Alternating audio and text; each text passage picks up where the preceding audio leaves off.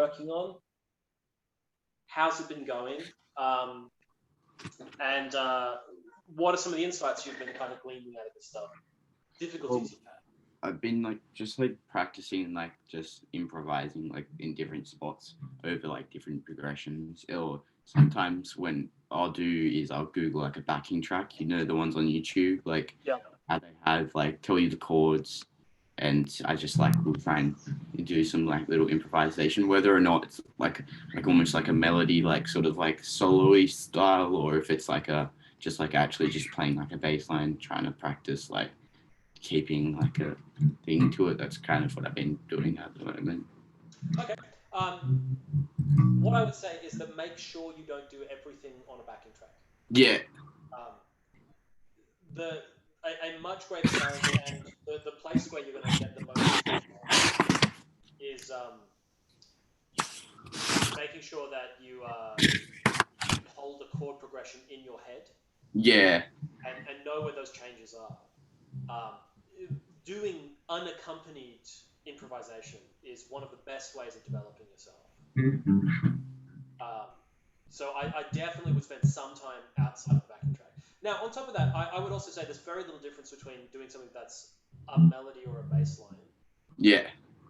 In many senses and many styles. You know, the things that sound most like a bass line would be just things we're doing roots and fifths. Which I imagine you'd probably only be practicing when you've got like a ton of changes in the song. Yeah.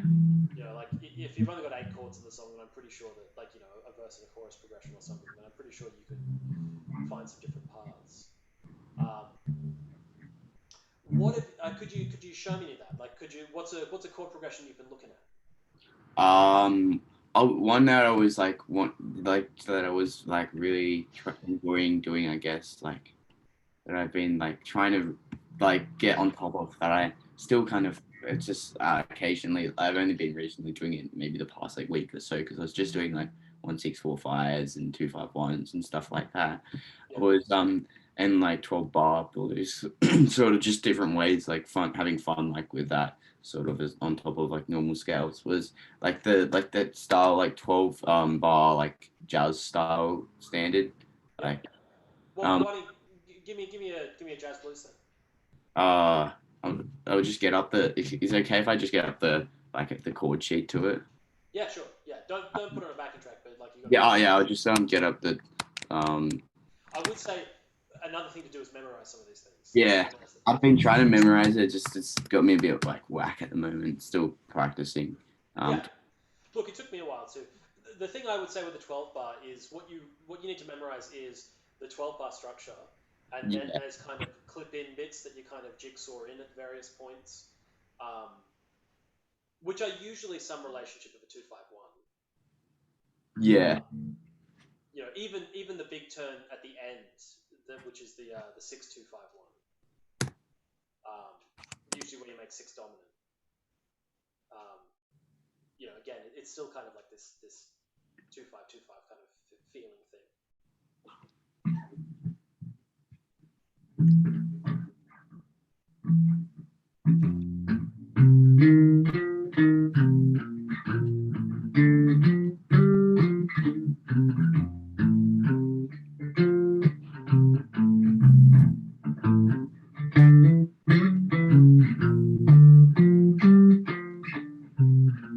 Oh fuck! That's the diminished change. There. I like it. There we go.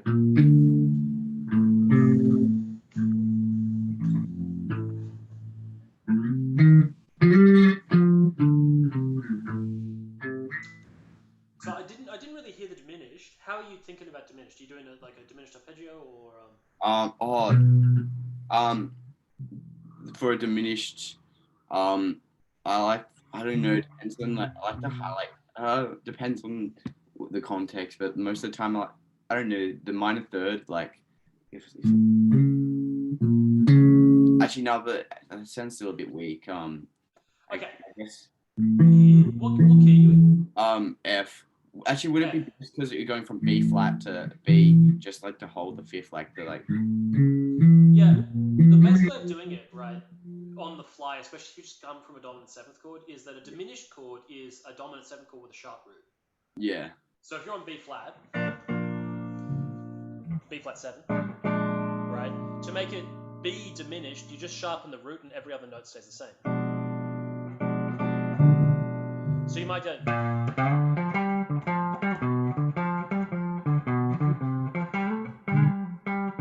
right, like, so B, then same arpeggio notes, we just sharpen the root.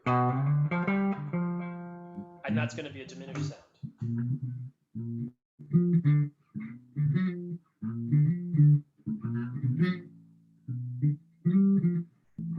And then something to pay attention to is melodically, you just went.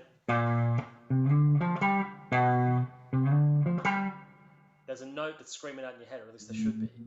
Which means that when we go back to that one chord, we have to emphasize that note we've been building up to, right?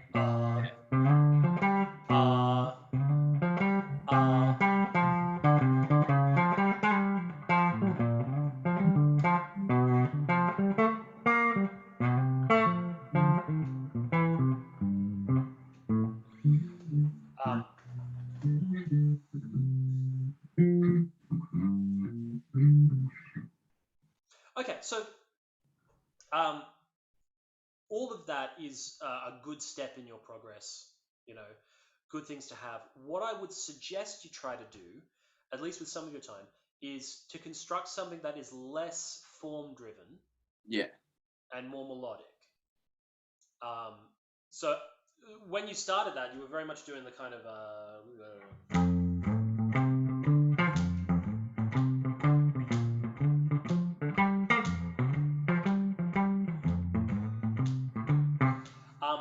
and that's totally fine. A lot of the time as a bass player, you are going to play that kind of stuff.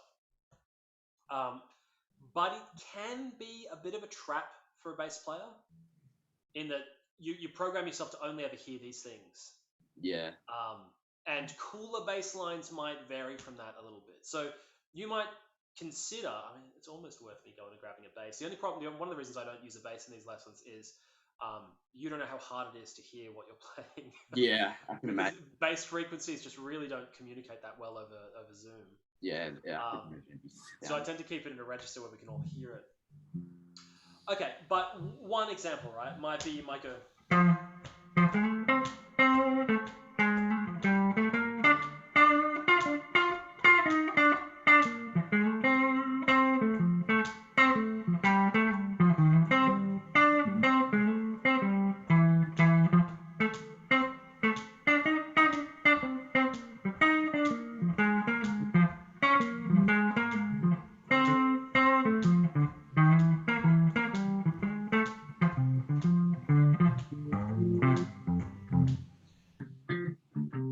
So that's telling a little bit more of a story. Yeah.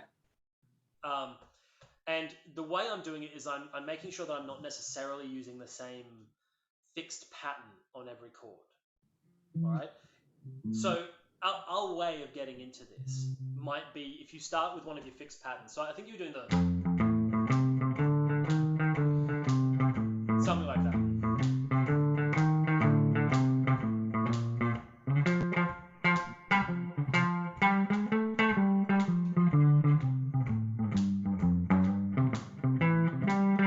So what I ended up doing there was I started on my fixed pattern, but where the fixed pattern left off, I then continued the story in that direction and didn't let myself come back down to the same place. All right, so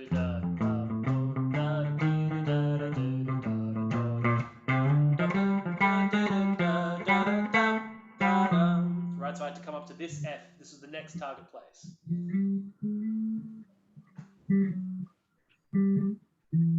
So focusing it on this kind of F inversion from 8 to 7 5.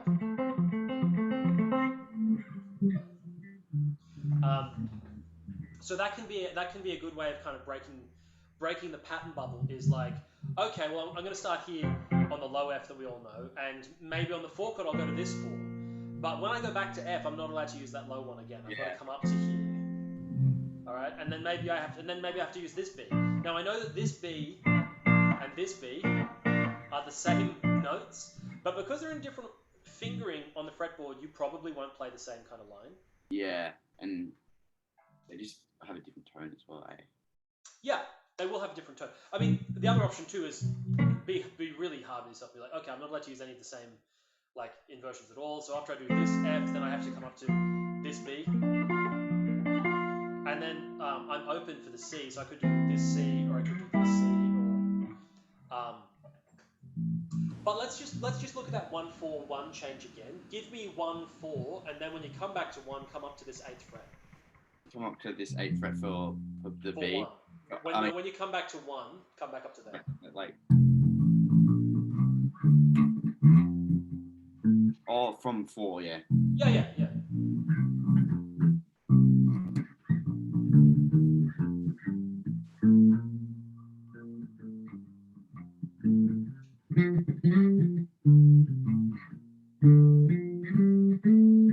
Oh, I could do.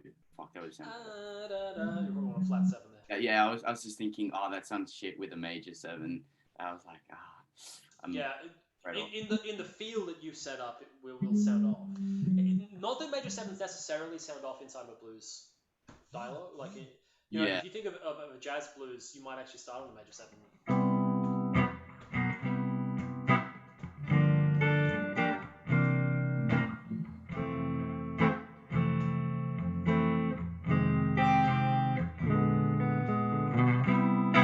So that starts major 7, does a 2-5 into 4 as a major 7, and then went into 4 minor. So the major 7 themselves isn't necessarily wrong, but if you're in that kind of context, boppy blues kind of feel, major 7 almost never works. Okay, so today's lesson I think is going to be pretty valuable for you in terms of. It doesn't look like anyone else is coming, so I'm just going to switch to switch to. I've got everyone. I've got on double view currently, and it's like you're tiny. There we go. All right, so one of the things that I think you've got to kind of get used to as an improviser, as a player, as a composer, is building melodies that push us into this next chord change. Yeah. All right. And it is something that is a little difficult to get used to, and it's something that you can only really get good at when you are listening a lot more to what you're playing, right? So one thing that I think you could do is play a lot less. A lot less? A lot less notes. Yeah. Right? So like if we're doing a blues, how would you do that with the least number of notes possible?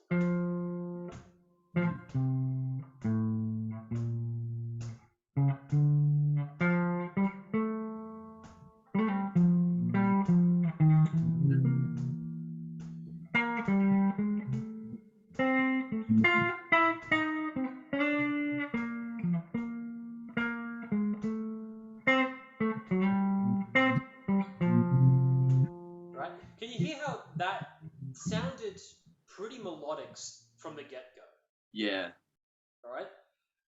Part of what let me do it was the fact that I just slowed down and I listened to every note that I'm playing and tried to let that melody speak into the next chord.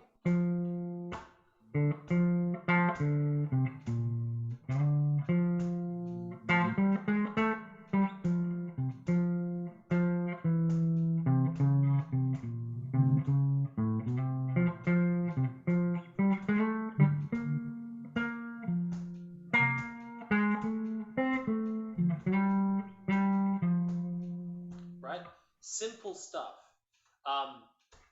And I find people find that a lot easier when they don't have this pressure inside them. Be like, I've got to play on every beat, or I've got to play fast.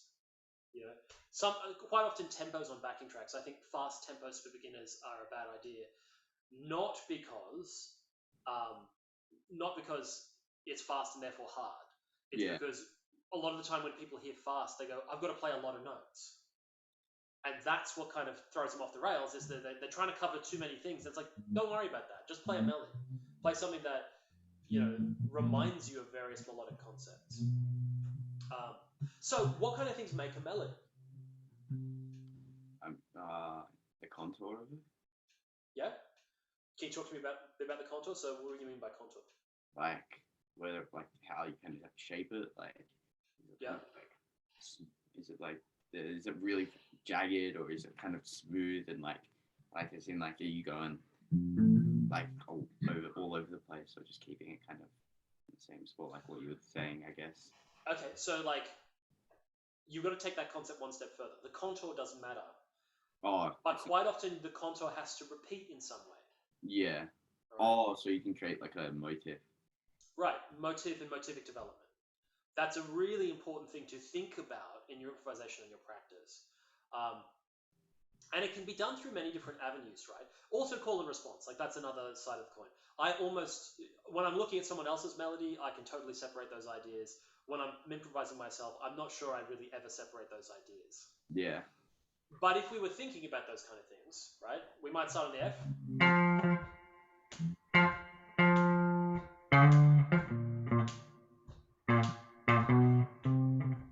That's terrible.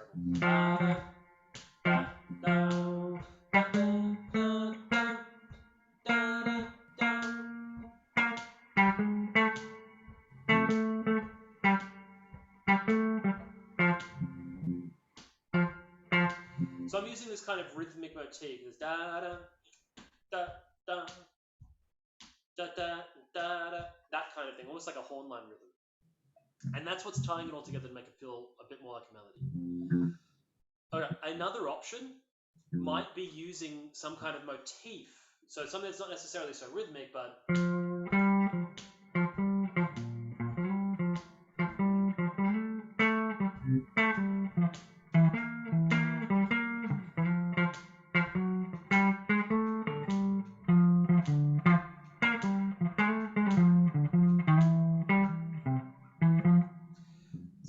started out with this kind of motif.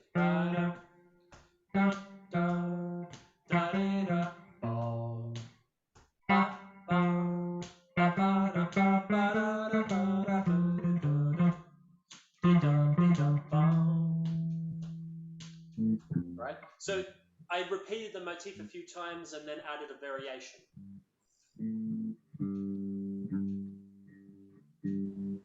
Right? Yeah. These are kind of things that you want to intentionally practice when you improvise at home. One of the things that I think everyone should do a bit of is this idea of structured improvisational practice. Right? You want to focus in on a couple of concepts and hit them, even when they sound blocky and silly or basic when you're at home. Because the more of that you do, the more when you're jamming, letting it loose live, the more likely that is to be successful. Because what you're really doing is programming results, programming how melodies and chords interact into your head, which is one of the reasons why I keep it simple and keep it just sounding like a solid melody. You know, if someone thinks, wow, you're melting my face, man, you're probably practicing the wrong stuff right now. Yeah. Because that's the kind of stuff that will come out. You've got plenty of chops, you've got things that you know how to get around the fretboard on. But what you need to do is know how to use that stuff in such a way that it ties in with the music. So, onto today's kind of lesson point. I wonder if Outlook will open for me. I don't actually need it, but it would just be nice to have the music in front of me while I talk. Have you got the sheet for today, the lesson 5? No, I can have a look on my computer. It will definitely be in your inbox, but if you're anything like me, oh yeah, there it is. Outlook is just like giving me the giant middle finger right now. Yeah, I got it here. Why is Outlook giving me such hassle on this computer and no other computer, and this is the one I needed to work on?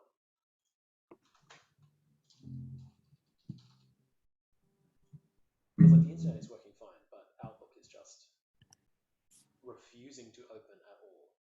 Sometimes the whole system, like views, just squeaks out when they go to class, and it's so annoying. So yeah, I'm gonna have to do the sheet by memory, but that's okay. It's a pretty easy sheet to remember. All right, so this particular exercise is going to be a little odd on bass, but there's no reason why you shouldn't do it. Have you got the sheet there? Yeah, I got the sheet here. Okay, before you play a single thing, one of the things that I'm trying to drive home to people is use your knowledge of scales, of shapes, to support what you're about to read. So don't read it. First off, look at it. Tell me about the sheet. What's that first bar? What's some stuff you recognize? Anything in particular you recognize about it? Well, instantly, it's based on clef for common time. It's got 145 over it, which I'm guessing is that. Not sure what that has to do with it, but I'll have a look. So it's in C, Yep, C. or A minor. Yeah, well, actually, it's in C, yeah, because that's a C chord. It's the first chord. Yeah. So what about the chords? Before you move on to trying to read anything, tell me about these chords. They're just like normal major chords and all inversions. Inversions, great. So if you can recognize the inversion and know what the note is on top, you should be able to. You only need to really read one of those notes. Yeah. Like the lowest note, and you go, oh, it's first inversion, so the lowest note, or it's root inversion, so the lowest note, and then I know my shape. Yeah. Remember that when you're reading, right? That you can cheat with your reading, considerable portion. Yeah. Oh, I so don't have to, especially because we're not guitar players, so we don't have to know if there's any. Even guitar players, like it's the same advice I'm giving to guitarists, right? Is if you see a song and it's in the key of B flat, first thing you should do is just play all your B flat scales for a second. Play all your modes in B flat, and they go, okay, it's going to be one of those notes. Unless it has an accidental against it, it's going to be one of those. So if I see the melody starting here, and it moves in stepwise motion in B flat, I know it's going to be in those notes.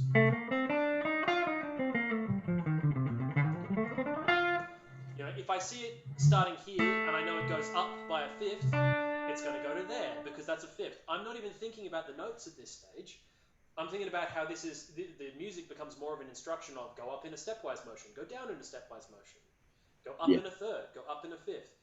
And if you support your knowledge of the notes with that, it will tend to make reading a hell of a lot easier.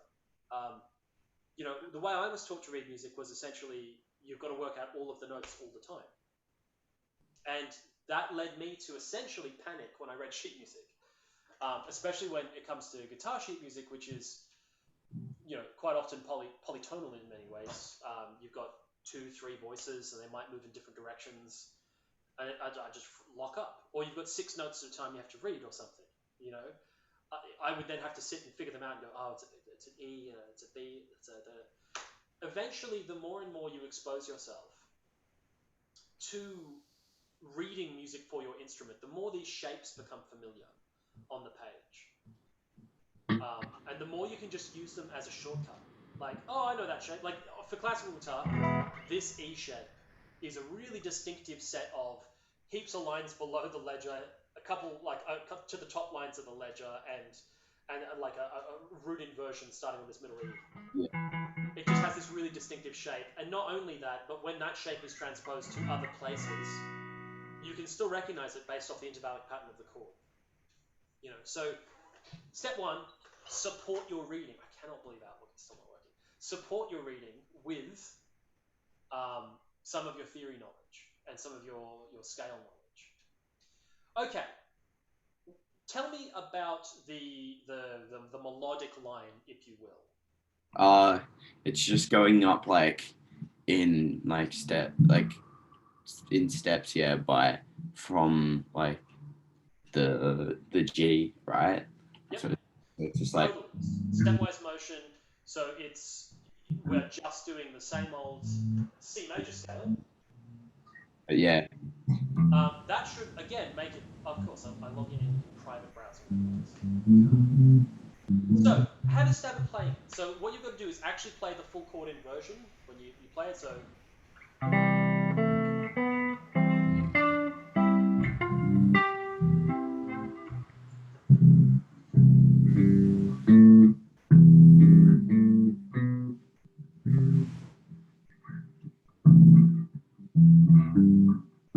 Now, they're all on the ADG strings. All on that.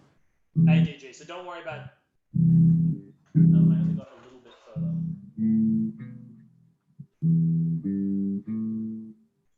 Oh, I get you.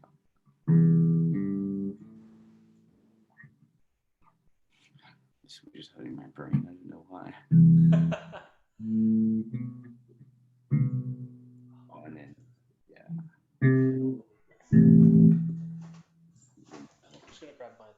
my laptop and you're going to drop the camera for a split second. Laptop's just behind the couch.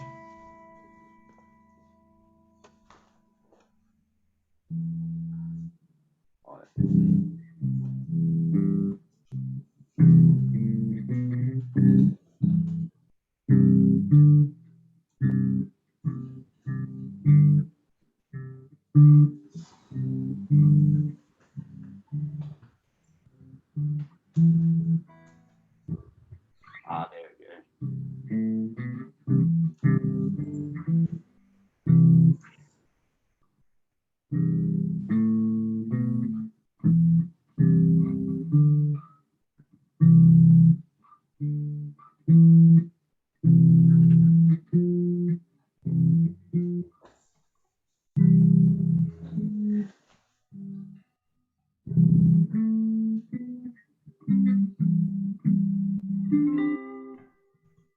I got Okay, up. so Yeah, where my neck run, my like fretboard runs out.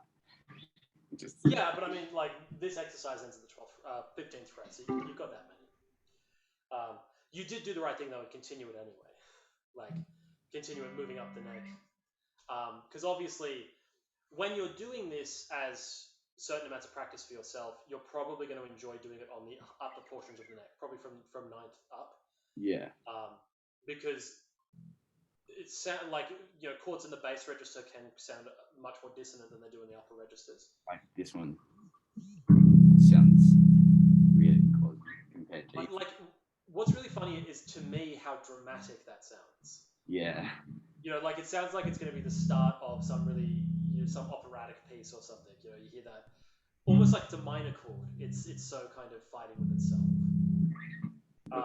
When you play that same chord like in the like different position, like it sounds not as bad if you're playing it on with the like C on the A string instead of the E string like up here, because the G string just sounds so much nicer than the D string. Yeah.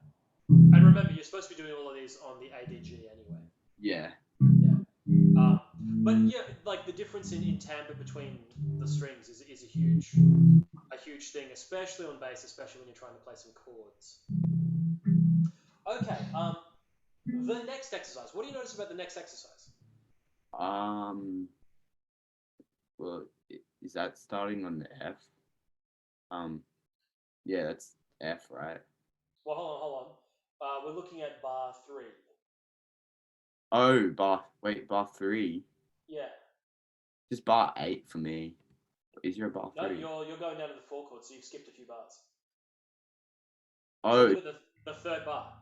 The third bar. Yeah. Oh, true. I didn't realize that was. It doesn't say bar 3. Yeah. Sorry, I'm just having. Yeah, it's cool. so what's going on with that one? It looks pretty similar. Yeah, it looks similar. Let's see. Oh, it's doing it by the middle, like no, like so. Coming up from the B, right? So it's like it has the same inversions, right? So, but it's just going up like. I mean, the E, so it'd be like what, like. Yeah. Yeah.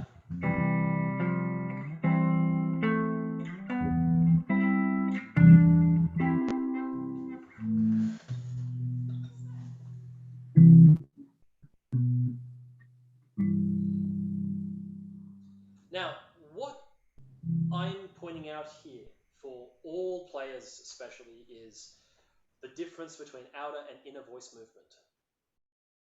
When you play a chord, most people hear the top note clearest. Yeah. Really obvious. Really easy to do. The next bracket of people will hear the bottom note almost clear. But the middle voice. Right?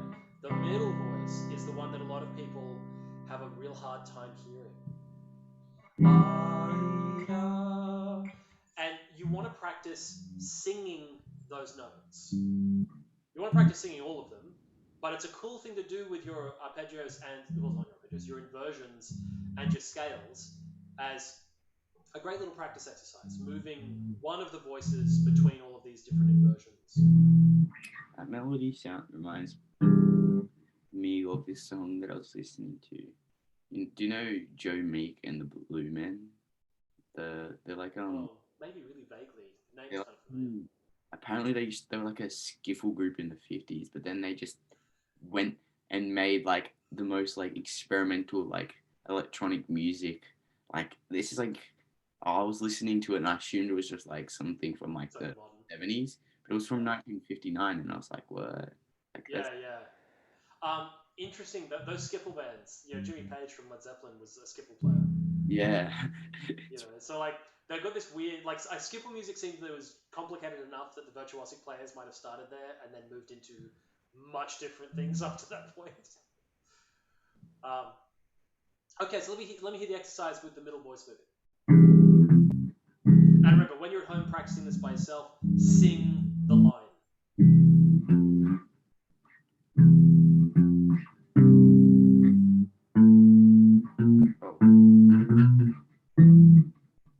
Is that the whole? Oh, and then back.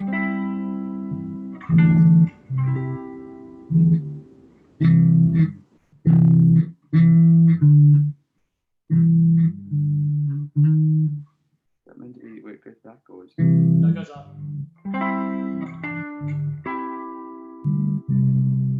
it felt weird, like ending it from the like tonic. Yeah, back. it's funny. Isn't it funny how at that tail end, when you hear this, what you think is happening is this melody, rather than, which is why you've got to practice singing it, right? Practice isolating that line, because while that's happening to you, you know that like you're not really tracking the line that you're supposed to be tracking. One reason why it's a cool exercise, and of course, the next bar, the next two bars. Wait, Oh, from the tonic. aggressive battery saving settings. Bar 5 then does it in the lower register.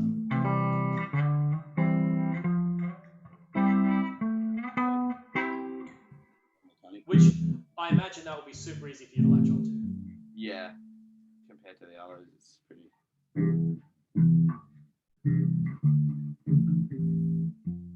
Hold on, that second inversion was wrong.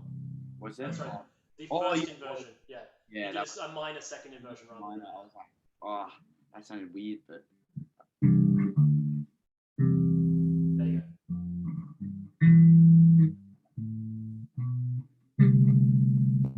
go. All right. So obviously, something cool to practice, something cool to think about. Jump on to the next one. The next one is doing the same exercise, but we're going to do it with a 4-chord instead. ooh, the 4-chord. So like the scale lines all stay the same. Let me just double check that's right. One, they might start a note on the G chord. They start, I think, a note lower, just so that way they line up more easily on the downbeats with the.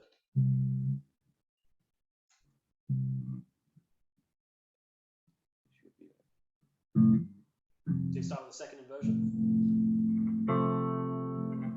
Now, second inversions, don't they sound super warm? There's something like there's like a hug in the second inversion.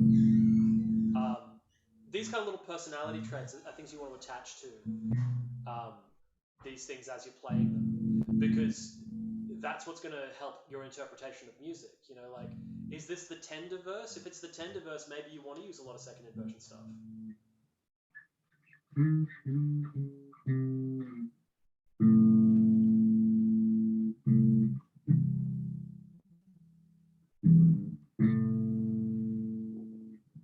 Okay, so we're doing the same scale on top.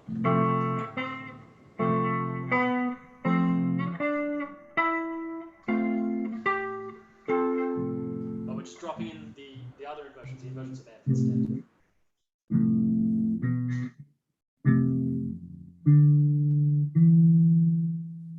Oh, and then that must be the other inversion.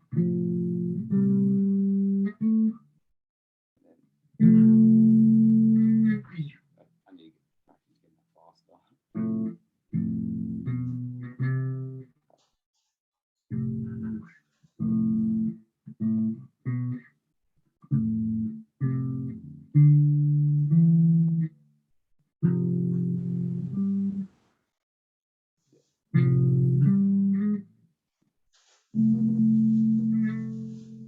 Is that it? And yeah, that's it.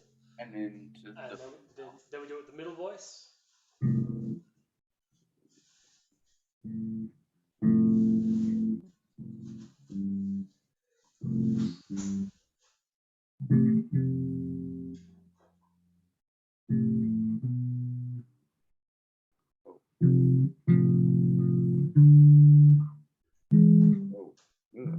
That's it. And then we do it with the lower voice.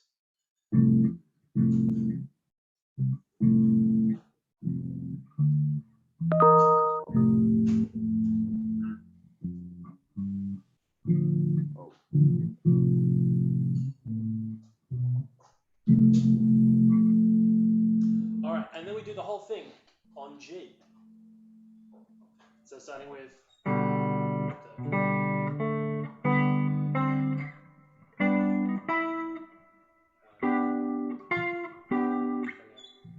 this one note. Also.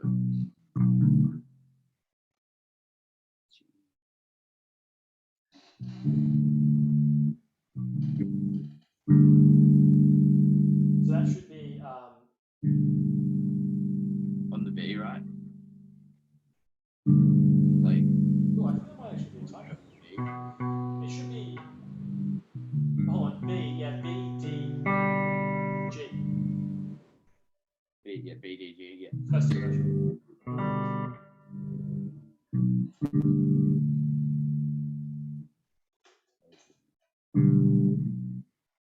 I would just need to remember my.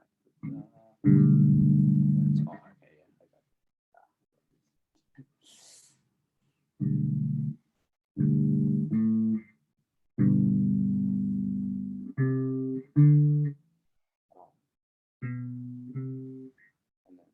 Well, hold on, you should have a chord there, shouldn't you? So yeah.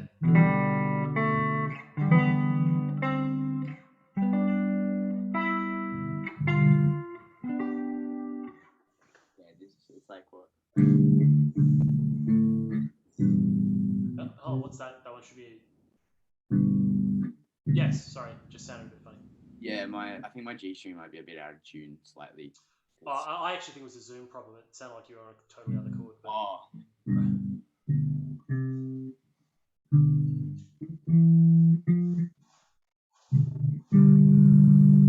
Yeah. All right. So, and obviously you do that in your middle voice and your low voice.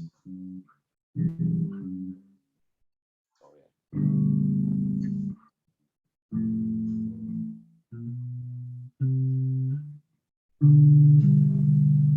And remember, while you're working on this at home, you definitely want to sing those lines as you play them, or preferably before you play them, because that's how you really start sorting out whether or not you can hear these things.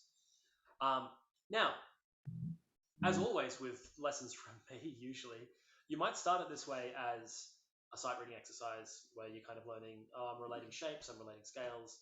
It's also teaching you something about harmony. Yeah. Right? Which notes harmonize. A cool version of this exercise is one where you harmonize every note. So you might go like.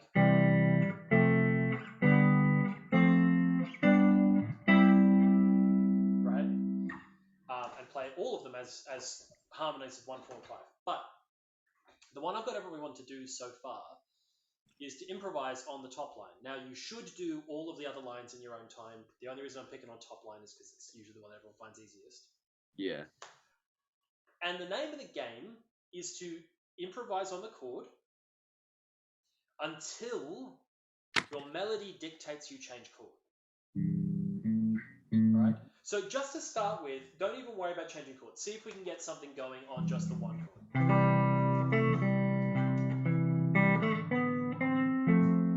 Oh, sorry, I changed chord. No, I didn't. Not supposed to change chord.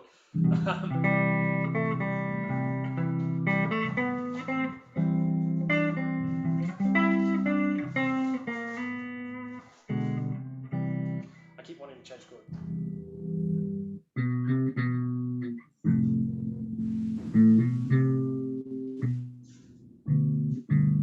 Aha, now, that chord change wasn't the one you wanted. Yeah, nah. Okay? This is the challenge with the exercise, is that What we're supposed to be doing is letting our melody dictate which chord we go to.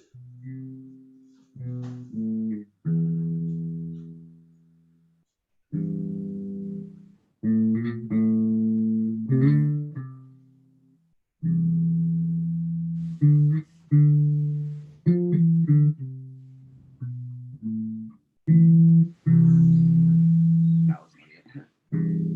Okay.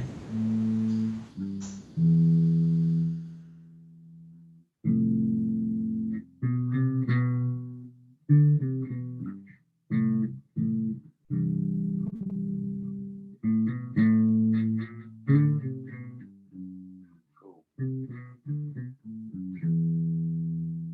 Almost. Kind of broke the key a little bit. Just keep the melody exclusive on the top string. Don't worry about moving too much, right? So here's an example, right?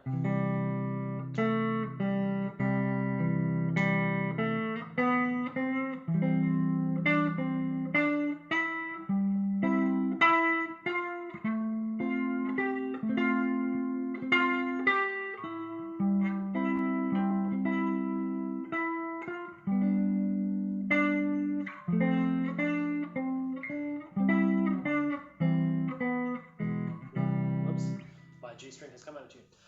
But you can hear there how the melody I was playing on the top is really the thing that's leading you to understand where those harmony changes are going to happen. I'm not doing it in a set pattern. I'm not worrying about I've got to change on this beat.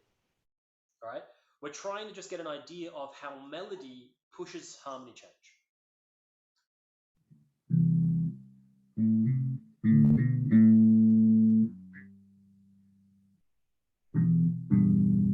Ooh, using a minor chord.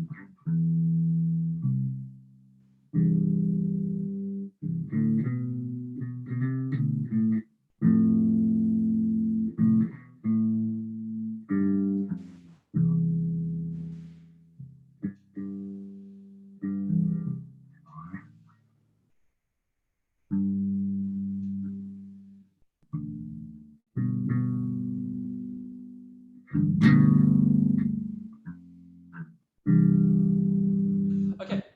That dominant, but then I realized, oh, maybe I could do it like this versus dominant. Well, no, a cool dominant you would have used because you wanted this voice, right? Would have been maybe this one. Sorry. That could have been cool. That dissonance might sound really weird on a bass. Otherwise, it would be this one. It's okay to do with like out using the root note, like Yeah, absolutely. Yeah. just so it has like a tritone and then it sounds. Yeah, like you don't necessarily need to use the root note. The root note, by and large, is the first note we could drop from a chord in many ways, purely because most people will hear it. You know, like the root note is the clearest for most people's harmony sense to kind of just go, that's what that root note is. Yeah. That doesn't mean, like, I mean, obviously as a bass player, the root is super important. Yeah, because it doesn't have to, but it's like your job is largely to ground things. Yeah. And if you never play root notes at all, it might not feel like you're playing over the same chord progression, depending on how you use them. However, that was the one instance where you didn't have a root note, right?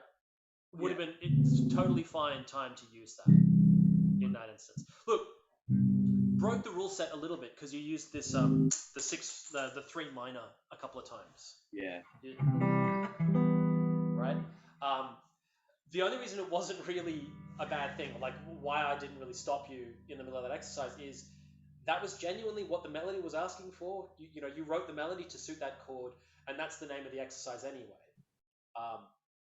So like you don't necessarily have to stick to 1, 4, and 5, but one of the reasons why I get most people to stick to 1, 4, and 5 is that you've got to kind of learn how to harmonize things at the same time. So by and large, I think if you did a lot more of practice like that, where you're really focusing on making a melody and just kind of self-accompanying yourself, thinking about the chord tones, you would fix a lot of this melodic structure problem that you sometimes have.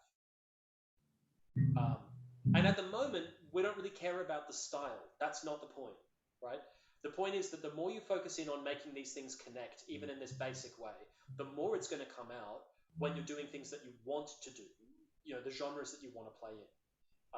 It's unlikely that the results are going to be crazy different in those other genres. Or if they are crazy different, you will have a better way of accessing them because you will have practiced resolving. So by and large, I think that sounded really nice. I think you could work on some of your playing technique to make those melodies sound better. When you're doing things on one string,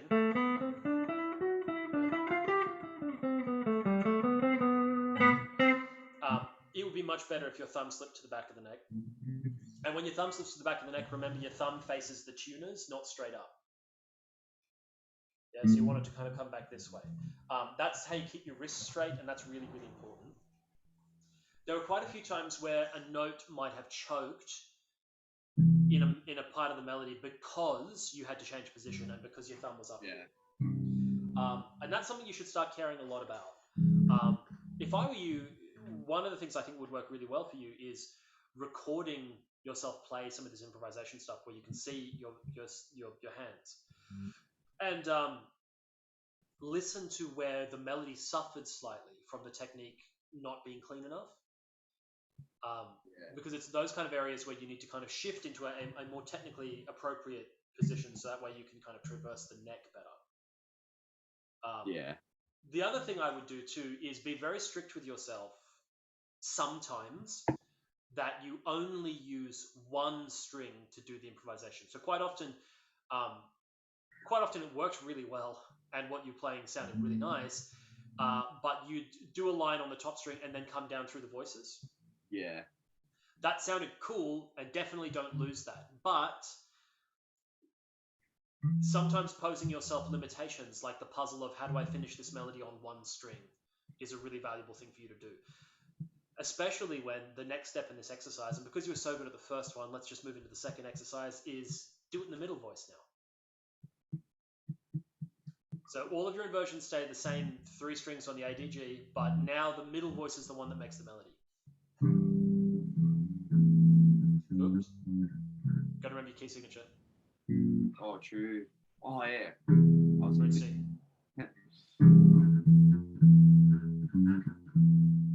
I just like the sound of the Lydian.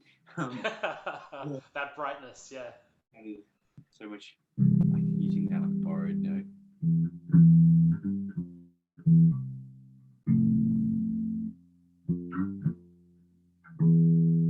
Well, that should be going to a D major 7.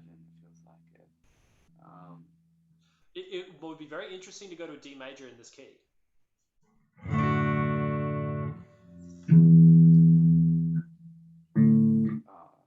would be the best way to go to a D major? It would be like what A. Well, you're playing an E note, right? Yeah. So it would be best to go down, but then. Well, if you went down, then you're probably going to need 5 chord, wouldn't you? Yeah. Right. D major would be outside of this key, and it's not to say that it doesn't happen. Like one of the things that I've been messing around with a bit was While My Guitar Gently Weeps this week. Yeah. And they're doing the Andalusian fall. But the Andalusian fall would go A minor, G, F, E, right? They've modified the fall by between the G and the F putting in a D.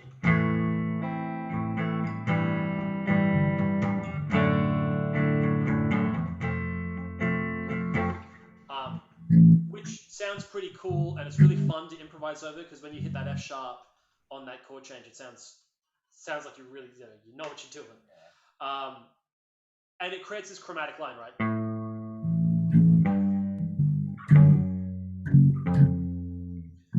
Which ratchets up a whole bunch of tension. So it's not that we wouldn't see ever a D major chord in the key of A.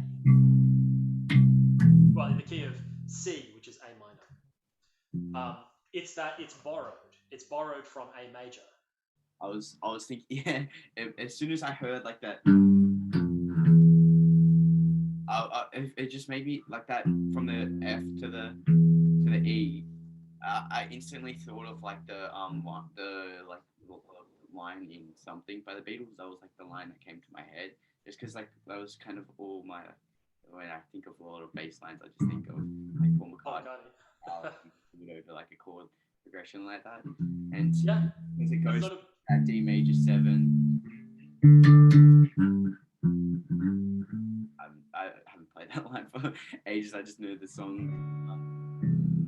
something in the way she moves attracts me like no other lover.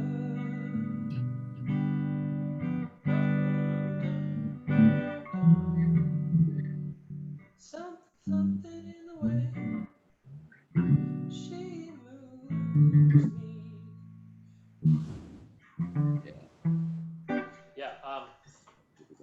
Yeah. Yeah. I know exactly what you mean. Like quite often while I'm playing something else, I'll hear some other song that reminds me of the bit I'm doing. Or quite often, actually, it happens a lot when I'm teaching students a song and they make a mistake, and the mistake actually is some other song. It always makes me laugh, which I'm not sure all students take that the best way, but it's like, all of a sudden you get this non sequitur. I'm playing something by Metallica, and suddenly I dropped into Ellen Rigby. And it's like the non sequitur is really kind of humorous. Okay, so things to take away from this. You're already fairly good at using a line to announce a chord change, right? But mostly when I slowed you down to it, right? Yeah. It was when we said, here's some rules. Put it on one string.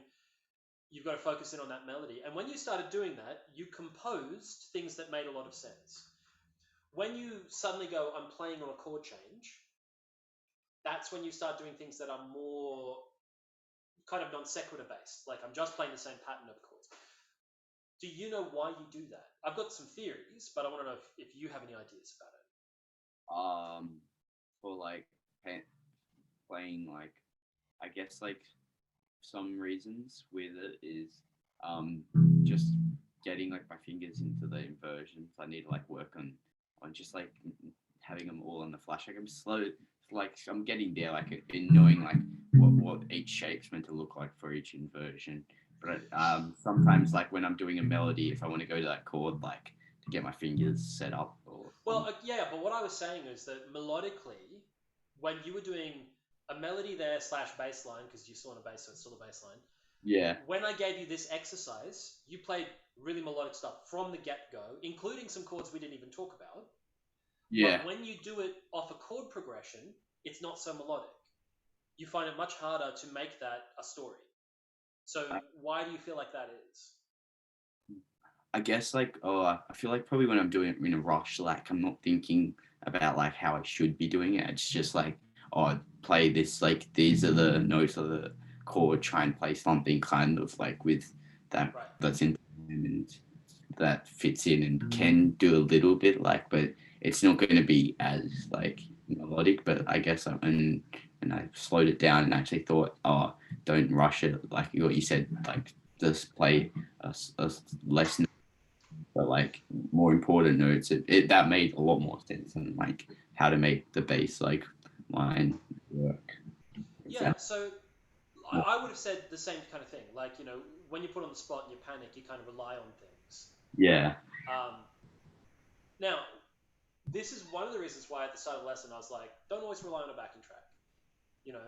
Take a backing track, the chords you were going to play, pause the track, and use that to do this exercise. Yeah. You don't have to play the chords, but you do have to just think about, how do I connect these notes and how do I make it sound musical? Because clearly you've already got it there. There's been a range of responses to this, and some people have had a hard time understanding what the difference is between a melody that announces a chord and melody and things that just kind of happen. You pretty much instantly went into things that made total sense and sounded good melodically. So really, you just need to make sure you practice more of that. The more of that you practice, the easier it's going to be for when you slip into a backing track. Yeah. right? It's going to make those more musical. The problem I think with using a backing track is it reinforces this panic that you've got. There's kind of like, oh, I've got to play something now, and that reinforces that behavior of I'm going to do these things that are pattern based. I'm going to do these things that I know from something else and not really think about how they connect too much. Um, and you don't need that, right? If you like, eventually, what it's going to come back to, and it probably will feel kind of dodgy for, let's say, a few months. If you work at this properly, you do it, a few hours a week, focusing in on this kind of feel, then for a few months you'll probably feel weird, and you'll probably have to do it mostly arrhythmically. But eventually, what it comes back to is all of those tricks that you know them really well. So if that's what makes sense in the melody, you'll play it, Yeah. all right? But for you, I think it's just doing it more, doing something where you're like, no, no, I'm going to focus on writing a melody. I'm going to focus on writing something that makes sense, um, because you clearly got it all there. Your ear is leading you in all the kind of right directions. Um, so yeah, cut out more of your practice time to stay away from the backing tracks and focus in on writing some stuff, um, improvised writing, and Yeah. don't feel the pressure of I have to move a lot. Um, on top of that, in the realms of moving a lot, you probably do want to sort out some of these technique things, so that your speedy movement and your transitions between things are a little bit less choppy. Yeah, so like the last bit of that wasn't totally clean. Some of those times your right and left hands aren't totally syncing up, Yeah. and you can hear that almost like as a stutter as that note happens. Um, and that's a really common thing for people about your age, where you've got chops but you haven't really nailed them down. So like the thing, if you want to practice your speed, think of your subdivisions, think of your scales, and Yeah. practice those scales in subdivisions to a metronome, starting at a jogging pace. Do not do it as fast as you can go. You want to be at a pace where you're like, I think I could keep this going for 5 minutes, and then try to do that, like put on a metronome for 2 3 minutes, 5 minutes, and play the Yeah. whole time doing that subdivision. um, you will generally, picking up chops and picking up accuracy isn't that hard, provided you're working on it in the right way. It'll take you probably, I don't know, 6 months to a year of drilling it to get to a stage where you're really lightning fast and bulletproof. But that's almost like a separate goal stream. Yeah. It's clearly one that I worked on a lot, and I still occasionally like will tune out and practice, like just up and down, or across the neck or whatever. But to be honest, the more and more the further I go with this thing, the less interested I am in that. Like the less interested I am in my chops, and the more I want to just make music that sounds good. Yeah. Um, you know, you do still like to keep your hands in condition. You have to do it a little bit, like a little bit of your time each week should be working on getting your things clean and figuring out the synchronicity between the right and left hand. But primarily, that doesn't make you a good musician. It makes you a good bass player. I always have this talk with people where I'm like, there's a dividing line. There is like an instrumentalist and a musician, right? Whatever instrument you are on, that's your chops. And I think of people like Steve Vai and Yngwie Malmsteen, and to a very lesser extent, but to a little bit of an extent, people like Jaco Pastorius on bass. Yeah. They're amazing at their instrument, but sometimes they lack a little bit in the music field. Yeah. I definitely agree with that. Like it's almost like a sport, like rather than Yeah, of the of the music sometimes. yeah, and like I feel like it's very easy to get drawn towards that. Ooh, it's flashy and amazing, rather than what makes good music. And some of the best and best musicians of the past 100 years have not been very virtuosic players, but they write killer lines that surprise you and that connect emotionally with what's going on in the music. And that's a different skill. It's more of what we're talking about today. How do you write melodies? How do you write something that announces the chord change? How do you write something that makes sense? And that's how you start getting rid of those non sequiturs in your playing. I don't think it's bad to be an excellent person at your musician. In fact, at your instrument. I feel like everyone should do a period in their life where they get their chops together and can like blitz the neck, because you never really lose that. But what you've got to do is temper that with this knowledge of how that relates inside of chords. So that way, when you do that blistering stuff, it doesn't just sound like it's a random insert. It sounds like, wow, that melody suddenly got really whatever, really emotional, really frantic. Whatever I'm trying to express, it will come out. I also think that you need to know where your top speed is, because one problem I've certainly had a lot when I improvise is that I'll hear a line that might be faster than I can play. And when you push for it, sometimes that works really well and it works in with the music really well. Like sloppy playing is not necessarily a bad thing. I think of Stevie Ray Vaughan and Hendrix, and to a certain extent Jimmy Page on the guitar. All of those guys are kind of sloppy players, but damn, it works sometimes.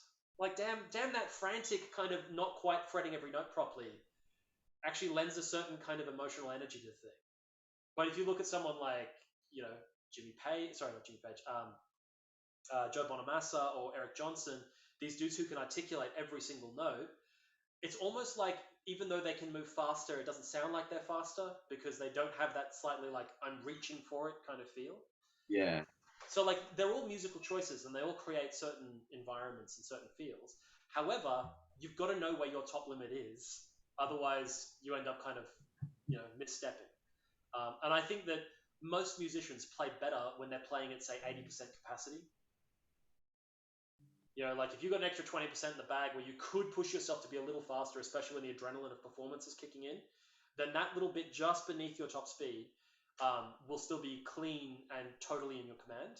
Yeah. And that last 20% is only for that last, little bit of the song where you've just got a moment to really blitz it out. Okay. So you especially, you should take these exercises apart, take them away, and work on improvising these lines just as you were doing. Pretty much don't change a thing, just add it into your rotation. If you find 1, 4, and 5 a little uninspiring, and that might happen, it could happen inside a couple of days, could happen inside a couple of weeks, depends on how stimulated you are by it, you could do different chord progressions. Right? Like the idea behind this is really simple. We've just figured out the different versions of each chord in the progression. I would try to keep the number of chords for a little while, say no more than 4 or 5. Yeah.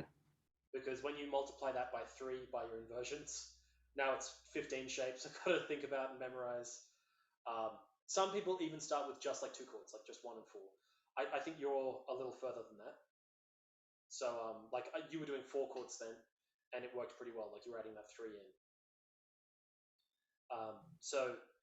Like I wouldn't push yourself all the way straight into like trying to do, rhythm changes or something. Yeah. But keep it simple, keep lines together, and then try that in your blues contexts. Right? Like you were talking about doing a 12 bar or doing a jazz blues, and it's exactly the same exercise. You could do it all in one position, but it's about constructing something that has a shape to it, has a melody, and the next chord is announced. You kind of lead the audience into it. A good trick is to record yourself and listen back to it and be critical. Don't be a jerk, but be critical. It's something that is going to take a while to fully develop and become expressive. So don't be hard on yourself when in 2 months you still feel like you're developing on this kind of thing. Like I would expect that it's going to take years to get to the stage where you're totally fluent with this kind of stuff and you really, really feel like whatever you want to say, you can say. Probably by the time you get to there, your definitions of those things will shift. Like I still don't feel like I'm there. But that's probably because what I want to do now is a few steps further than where I was aiming, a couple of years ago. But it is something that will give you a really kind of constant development path that will really lead to better results in your playing, more so than just technical exercises. Yeah, sounds good. Cool, man. Oh. Okay, well, we'll probably wrap it up around there. Next up is the test. Test? Oh, is that next fortnight? Yeah, well, I'm going to send out a bigger email about it. You guys will have to book in an individual time because I have to do all the tests one-on-one. Oh, true, it's on Zoom, yeah. I forgot yeah, because it'll all be on Zoom. and then sadly it'll be it. I only did the first year. Oh, really? Yeah, this course is only run for first years, which I find quite frustrating. Because all of this stuff is like this stuff we've talked on now. I could spend a whole year developing these ideas further with you all, and I would really like to do that. But at the moment, there's only the budget for the first year players. Yeah. So yeah, it all fizzles out. That doesn't mean you have to lose my number or my contact details. Like I'd be more than happy to meet up and have a chat and talk about these things as you develop them and practice them. So bear that in mind. So the test is going to cover this time round. It's going to be focused in on triads, inversions. The stuff. The stuff we've covered this term. I'm not really going to hit modes or pentatonics very hard in the test, if I hit them at all, and I don't think I will. I still haven't written the test, so I've got to kind of figure out exactly what's going to be in it. Like I said, I'll send out a big email about it, and I'm going to be pretty flexible with the times of what when you guys choose to book in, when your free time is. It doesn't necessarily have to be on the same day. Aye. Because if everyone responds and everyone in the course is like, yeah, I want a slot, there's no way I can get it done inside of the 2 to 3 hours that I've got on a Tuesday allotted for it. It's going to be the triads, that kind of stuff.